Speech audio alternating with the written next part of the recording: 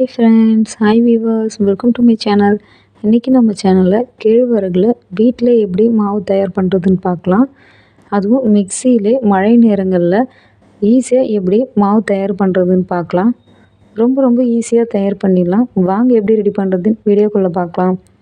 இன்றைக்கி இந்த கேழ்வரகு மாவு ரெடி பண்ணுறதுக்கு 1/2 கிலோ அளவுக்கு நான் கேழ்வரகு வாங்கிட்டு வந்திருக்கேன். கேழ்வரகு பார்த்திங்கன்னா இந்த அளவுக்கு நல்லா சிவந்த நிறத்தில் இருக்கணும். இந்த மாதிரி இருக்க கேழ்வரகு ரொம்பவே சுவையாக இருக்கும். இப்போ இதை நல்லா தண்ணி சேர்த்து 2-3 டைம் நல்லா சுத்தம் பண்ணி எடுத்துக்கோங்க. கேழ்வரகை அரிசி கிளையிற மாதிரி நல்லா பிசைஞ்சு எடுக்காமல் லேசாக இந்த மாதிரி கலந்து விட்டிங்கன்னா மேல் பக்கமாக தூசிகள்லாம் மிதந்து வந்து நிற்கும். இதே மாதிரியே 3-4 டைம் தண்ணி சேர்த்து இந்த மாதிரி அலசி எடுத்துக்கோங்க. நான் ஒரு 3 டைம் நல்லா தண்ணி சேர்த்து நல்லா சுத்தம் பண்ணி எடுத்து வச்சுருக்கேன். தூசியெல்லாம் இந்த மாதிரி வடிகட்டிட்டு கல் மண் இருந்துச்சுன்னா இதை நல்லா கிளஞ்சி எடுத்துக்கோங்க. கிராமத்துகளில் இந்த மாதிரி தான் நல்லா கிளஞ்சி எடுப்பாங்க. இந்த மாதிரி கிளஞ்சி எடுக்க தெரியாதவங்க லேசாக மேல் பக்கமாக மட்டும் சுத்தம் பண்ணிவிட்டு தண்ணியெல்லாம் நல்லா வடிகட்டிட்டு எடுத்து வச்சுக்கோங்க. கேழ்வரகு தண்ணியெல்லாம் நல்லா வடிகட்டிட்டு ஒரு சுத்தமான காட்டன் துணியில் இந்த மாதிரி பரப்பி விட்டுக்கோங்க. இந்த மாதிரி பரப்பி விட்டுட்டு வெயில் இருந்துச்சுன்னா நல்லா வெயிலில் நல்லா காய வச்சுக்கோங்க. வெயில் இல்லாதவங்க இந்த மாதிரி மழை நேரத்தில் வீட்டில் ஃபேன் காற்றுல இந்த மாதிரி நல்லா காய வச்சுக்கோங்க. நல்லா ஈரப்பதம்லாம் நல்லா உறிஞ்சிற அளவுக்கு இதை நல்லா காய வச்சுக்கோங்க. இப்போ இது இந்த அளவுக்கு நல்லா காஞ்சி வந்திருக்கு. இப்போ ஸ்டவ் ஆன் பண்ணி ஒரு கடாயை சூடு பண்ணிவிட்டு கேழ்வரகை 2 பகுதியாக சேர்த்து இதை நல்லா வறுத்து எடுத்துக்கோங்க. இந்த மாதிரி வறுத்து எடுக்கும்போது ஈரப்பதம்லாம் போயிடும். இப்போ பாருங்கள், ஸ்டவ்வை கொஞ்சம் மீடியம் ஃப்ளேமில் வச்சுட்டு இது நல்லா வறுத்து எடுத்துக்கோங்க. இது இந்த அளவுக்கு நல்லா ஈரப்பதமாக இருக்குது.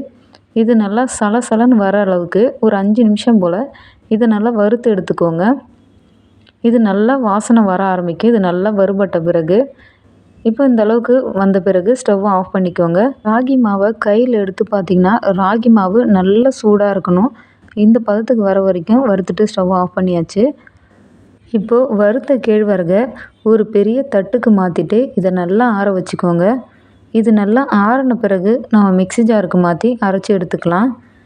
இது இந்த சூடோடே நீங்கள் மிக்ஸி ஜாரில் அரைச்சிங்கன்னா இது நல்லா ஈரப்பதமாக இருக்க மாதிரி இருக்கும், சரியாக அரைப்படாத மாதிரி இருக்கும்.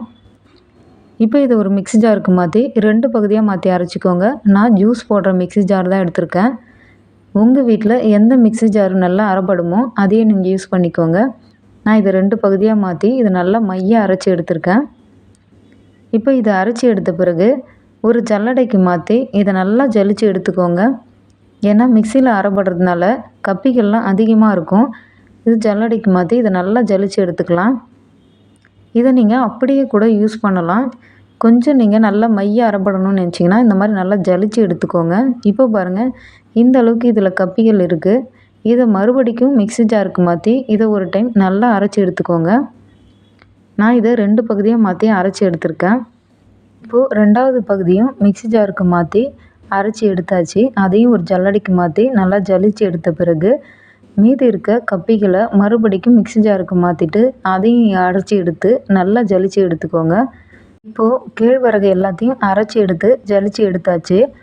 இப்போ இந்த மாவை ஸ்டவ் ஆன் பண்ணி ஒரு கடாய்க்கு 2 பகுதியாக மாற்றி இதை நல்லா வறுத்து எடுத்துக்கலாம். இந்த மாதிரி மாவை ஒரு டைம் வறுத்து எடுத்து ஸ்டோர் பண்ணும்போது ரொம்ப நாளைக்கு கெட்டு போகாமல் இருக்கும். நல்ல ஒரு வாசனையாகவும் இருக்கும், நல்ல டேஸ்ட்டாகவும் இருக்கும். இப்போ இதை ஒரு 5 நிமிஷம் போல் ஸ்டவ்வை மிதமான தீயில் வச்சுட்டு வாசம் வர வரைக்கும் வறுத்து எடுத்துக்கோங்க. அதாவது மாவு நல்லா சூடான பதத்துக்கு வர வரைக்கும் இதை வறுத்து எடுத்துட்டு ஒரு பெரிய தட்டுக்கு மாற்றி இதை நல்லா ஆற வச்சுக்கோங்க. ஆற வைக்கக்கூடிய தட்டு நல்லா ஈரப்பதம் இல்லாமல் நல்லா சுத்தமாக இருக்கணும். அப்போ தான் மாவு நல்லா கெட்டு போகாமல் இருக்கும். இப்போ நான் சுத்தமான தட்டில் இதை நல்லா பரப்பி நல்லா ஆற வச்சுருக்கேன். இந்த மாதிரி ஆற வச்சு ஸ்டோர் பண்ணும்போது 2 மாதம் 3 மாதம் ஆனாலும் கெட்டு போகாமல் இருக்கும். அதே மாதிரி வறுத்து எடுத்து செய்யக்கூடிய கேழ்வரகு ரெசிபியில் வறுத்து எடுக்காமல் டைரெக்டாக கூட நீங்கள் செய்யலாம். இப்போ நான் இந்த மாதிரி சில்வர் கண்டெய்னர் எடுத்திருக்கேன். சில்வர் கண்டெய்னரும் ஈரப்பதம் இல்லாமல் பார்த்துக்கோங்க. அப்போ தான் மாவு கெட்டு போகாமல் இருக்கும். இந்த மாவை 2-3 மாதம் வரைக்கும் நீங்கள் வெளியிலே வச்சு கூட ஸ்டோர் பண்ணிக்கலாம். இல்லைனா ஃப்ரிட்ஜில் வச்சு கூட நீங்கள் எத்தனை மாதம் வேணாலும் நீங்கள் ஸ்டோர் பண்ணி வச்சுக்கலாம். நீங்கள் வீட்டில் இதே போலவே நீங்கள் ஸ்டோர் பண்ணி வச்சுக்கிட்டு குழந்தைங்கள்லேருந்து பெரியவங்க வரைக்கும் எந்த ரெசிபிஸ் வேணாலும் செய்து கொடுக்கலாம். ரொம்ப ரொம்ப ஒரு ஹெல்த்தியான மாவு. வீட்டில் ட்ரை பண்ணிவிட்டு கமெண்டில் எப்படி இருக்குன்னு சொல்லுங்கள். Bye friends.